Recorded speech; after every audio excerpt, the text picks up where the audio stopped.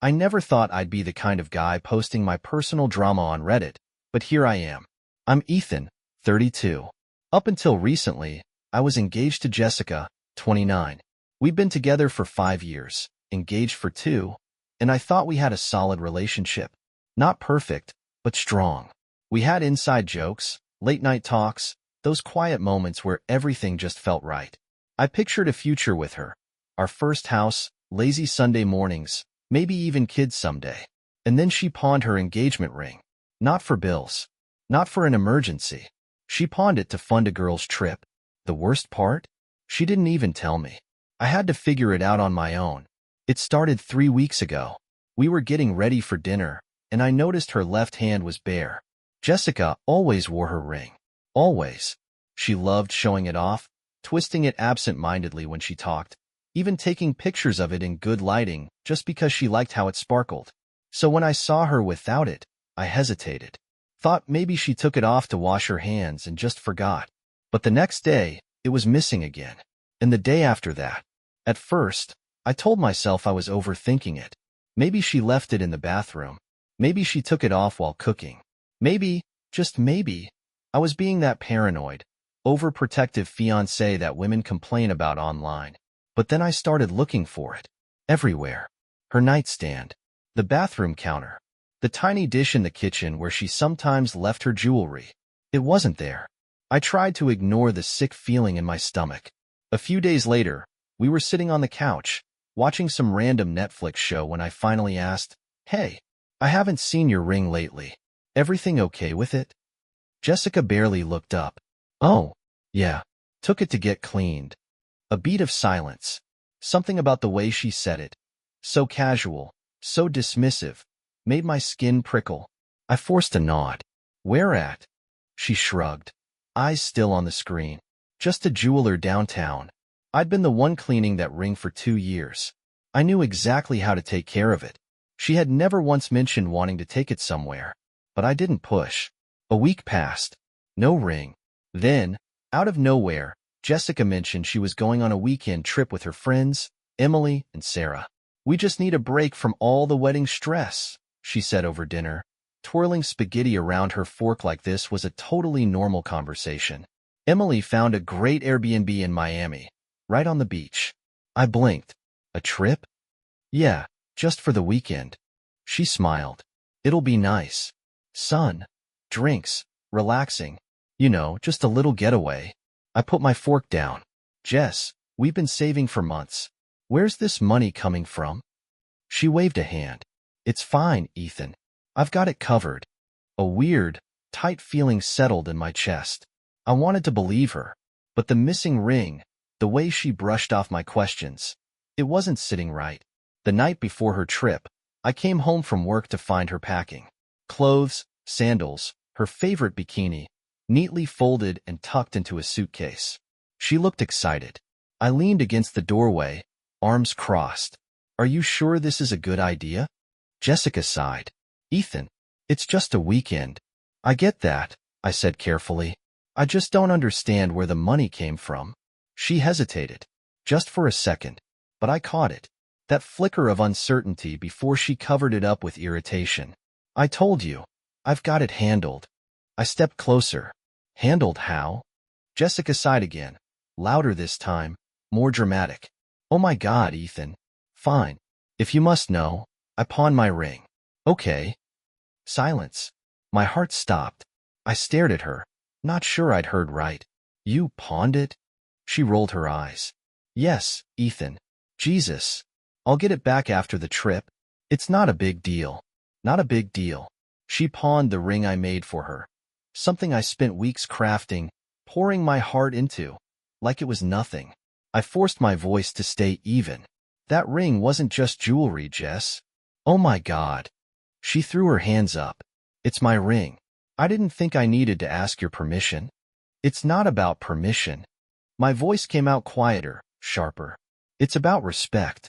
That ring was supposed to mean something." Jessica crossed her arms. "I'll get it back. Why are you making such a big deal out of this?"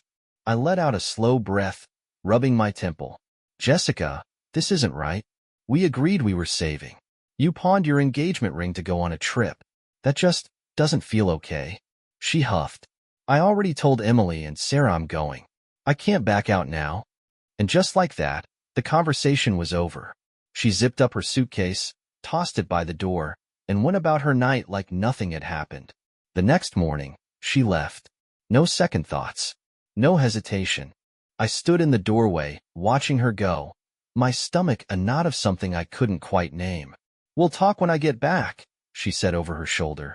I didn't answer, because deep down, I already knew. There was nothing left to talk about. The house felt too quiet after Jessica left. Not in a peaceful way. Not in the I can finally relax and have the place to myself way. It was the kind of quiet that made my skin crawl, that sat in my chest like a heavy weight.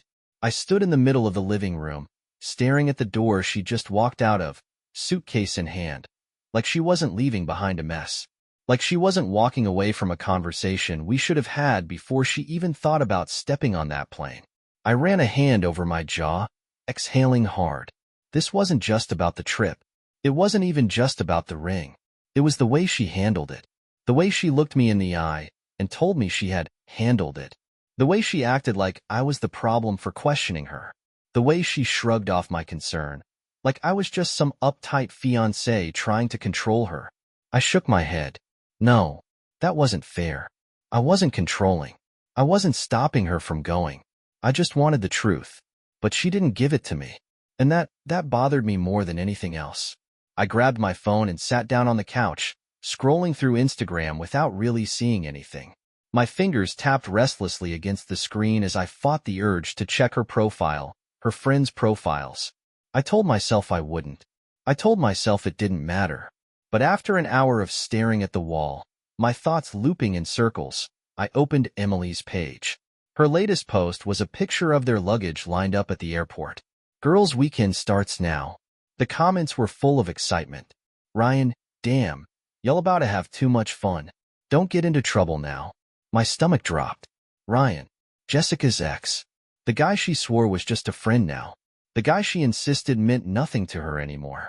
I clicked on his profile. His most recent post? A gym mirror selfie. Captioned, "Miami this weekend. Hit me up." I swallowed hard. My grip on my phone tightened.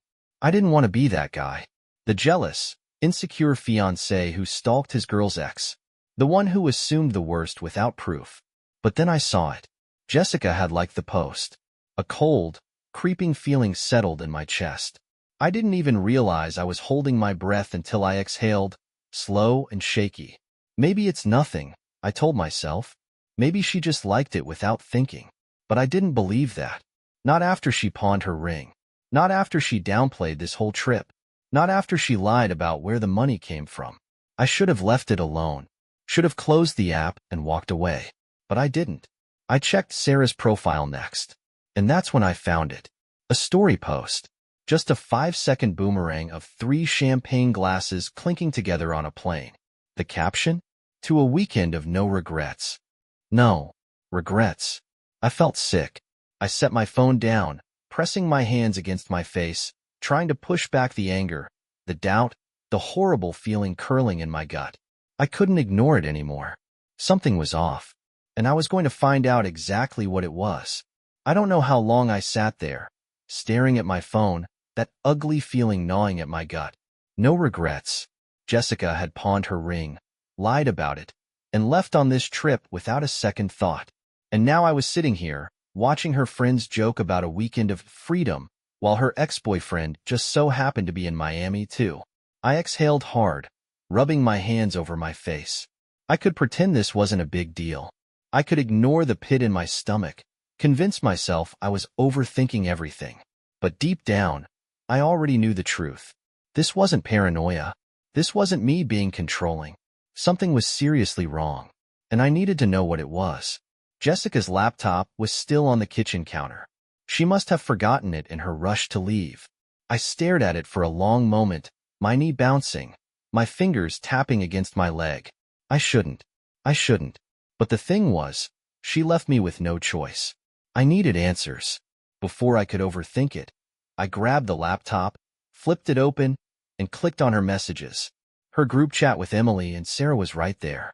And what I found, it destroyed whatever faith I had left. Emily, leave the ring at home. No one needs to know you're engaged this weekend. Sarah, exactly. This is your last chance to be free before the wedding. Jessica, LOL, shut up. I could definitely use a little freedom though. I stopped reading. My hands clenched into fists, my breathing shallow. I forced myself to keep going. Emily, Ryan's already asking if we're gonna meet up. Sarah, oh Jess, you gonna say hi to your ex? Jessica, LMAO new. Well maybe. I shut the laptop so fast it nearly snapped. My chest tightened with something I couldn't even name. Anger, betrayal, heartbreak, all mixing into something heavy and suffocating. She knew Ryan was going to be there, and she still went. I squeezed my eyes shut. This wasn't just about the trip anymore. This was about who Jessica was when she thought I wasn't looking. And the person I was seeing now? I didn't recognize her at all. I didn't sleep that night, didn't eat, didn't move from the couch for hours, just sat there with my hands clasped, staring at nothing. My mind kept looping through the same thought, over and over. She lied to me. Not a small lie. Not a, oh, I forgot to mention, kind of lie. Jessica had pawned the ring I made for her, so she could go on a trip where she planned to act single. A trip where she knew her ex-boyfriend would be. And she didn't just lie. She laughed about it. I kept picturing her messages. I could definitely use a little freedom though. The winking emojis. The way she didn't shut it down when her friends pushed her about Ryan. I felt like a fool. Like I had spent 5 years building a life with someone who wasn't even the person I thought she was. And the worst part? She probably thought she was going to get away with it. I stood up too fast, my hands shaky, my head pounded, my chest tight. I needed air. Needed to do something. I grabbed my phone and scrolled to Mark's profile. Mark, Emily's boyfriend. We weren't close, but we'd hung out enough times that I knew he was a good guy. Hardworking, loyal, and, unless he was a complete idiot, I was willing to bet he had no idea what was really going on this weekend. I clicked on his DMs. Hey man, this is random, but I think there's something you need to see. I attached the screenshots. The messages about leaving their rings at home. The jokes about acting single. The part where Jessica didn't shut down the idea of meeting up with Ryan. Then I hit send. I stared at the message for a few seconds, my chest tightening. Then I found Jake's profile, Sarah's boyfriend. And I sent him the same thing. I turned my phone off and tossed it onto the coffee table. And I waited. It didn't take long. Mark replied first. Wait, what the hell? Where did you get this? I told him the truth. Jessica left her laptop at home. I saw the messages. I figured you deserved to know. There was a long pause. Then, she told me this was just a girls' weekend. That they just wanted to relax. Jesus Christ. Another pause. I need to call Jake. I'll get back to you. I clenched my jaw, my hands curling into fists. I knew exactly how he felt. The rush of realization, the gut-wrenching anger that came when you finally understood you'd been played. A few minutes later, Jake messaged, Dude, thank you for telling me. Sarah made it sound like this was just a casual trip. She said nothing about acting single. She's not answering her phone. I need to figure out what to do. And just like that, the fallout had begun. I imagined it happening in real time. Emily's phone lighting up, Sarah's buzzing, their boyfriends demanding answers while they were out drinking, laughing, pretending to be free. Good. I wanted them to feel that same sinking, stomach-dropping realization I felt. I wanted Jessica to feel it. A few hours passed. I didn't sleep, didn't even try. I just sat there, waiting. And then, at 3 in the morning, Jessica texted, What the hell, Ethan? Why did you message Mark? Not I'm sorry. Not I can explain. Just anger. I stared at my phone for a second. Then I typed, Come home. We need to talk. Her reply came fast. I can't just leave, Ethan. We planned this trip for weeks. Why are you acting like this? That did it. That fucking did it. I took a slow breath, forcing my hands to stop shaking. Then I replied, If you don't come home now, don't expect to find me here when you get back. Then I put my phone on silent, placed it face down on the counter, and walked away. By the time the sun came up, I still hadn't heard from her. And that told me everything I needed to know. Jessica came back the next evening. I heard the door open, the sound of her suitcase wheels scraping against the floor, the sharp exhale she let out, like she was preparing for a fight. I didn't move from the kitchen, just kept washing my plate, letting the sound of running water fill the space between us. I could feel her eyes on me, waiting for me to speak first. I didn't. Finally, she let out a bitter laugh. Are you serious right now? I turned off the faucet and grabbed a dish towel, drying my hands slowly before I turned to face her. Yeah, Jessica, I'm serious. Her arms were crossed tight over her chest, her expression somewhere between pissed and panicked. You had no right to do that, Ethan.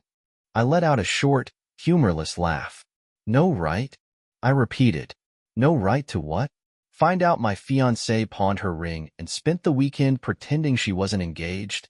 Jessica scoffed. Oh my God, Ethan. I didn't cheat on you. I stared at her, jaw tight. That's not the point. Her arms uncrossed just a little. Then what is? I stepped closer, my voice calm. Too calm. The point is, you lied to me. You planned this trip, you got rid of something I made for you.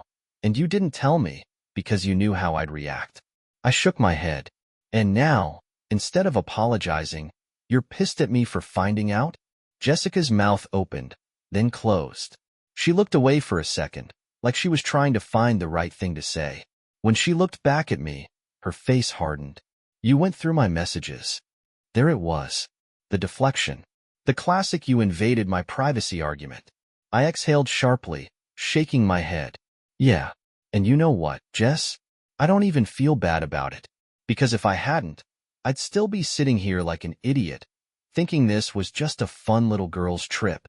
She let out a frustrated sigh, rubbing her temples. It was just a girl's trip? I pulled out my phone and scrolled, then held the screen up to her face. So this? I showed her the group chat messages. Emily telling them to leave their rings at home. Sarah calling it their last chance to be free. Jessica laughing, not shutting it down. Her expression dropped. For the first time, I saw guilt flicker in her eyes. But instead of owning it, she shook her head. It was just talk, Ethan. Jokes. You're blowing this way out of proportion. I let out a slow breath, gripping the edge of the counter. You don't get it, I said, voice low. This isn't about whether or not you actually did something with Ryan. This is about the fact that you were okay with making me look like a fool. Jessica's lips parted, but I wasn't done. You let your friends treat our engagement like it was some joke. You went along with it. And then you had the nerve to act like I was crazy for questioning it? Silence. For a long moment, we just stood there, staring at each other. And then, with a cold, detached kind of finality, Jessica sighed and rolled her eyes. It's just a ring, Ethan. If you're this obsessed with a piece of jewelry, maybe you need to rethink what marriage is really about. Something inside me snapped. I nodded slowly, letting her words settle. You know what? My voice was eerily steady. You're right. Jessica blinked. What? I do need to rethink marriage. I exhaled. That's why I canceled the wedding. Her face shattered. You, her voice caught, eyes widening. You what? I shrugged. I canceled it. The venue, the caterers, the florist, everything. I tilted my head. Didn't think I needed your permission. Jessica's jaw clenched. That's not the same thing. Isn't it? I crossed my arms. Because I thought marriage was about respect, trust, honesty. But you made a huge decision without me, one that affected both of us. And now, I'm just returning the favor. Jessica looked like she wanted to argue, but she couldn't, because she knew I was right. She had no defense. She had spent the entire weekend convincing herself that she wasn't doing anything that bad, that I'd never find out, that if I did, she could talk her way out of it. But she couldn't. And now, she was facing the consequences. She swallowed hard, her voice quieter now. So, that's it? You're just ending things? I met her gaze. I don't see another option. She stared at me for a long time. And then, finally, she gave a slow, numb nod. Without another word, she turned and walked into the bedroom. I heard drawers opening, the sound of fabric rustling as she threw clothes into a bag. Her breathing was uneven, shaky, but I didn't go to her. I didn't say anything. And when she walked out of the apartment for the last time, she didn't say goodbye. Neither did I. I didn't hear from her for weeks. Not until I got one last text. "We need to talk." I stared at it for a long time. Then I put my phone down. I never answered.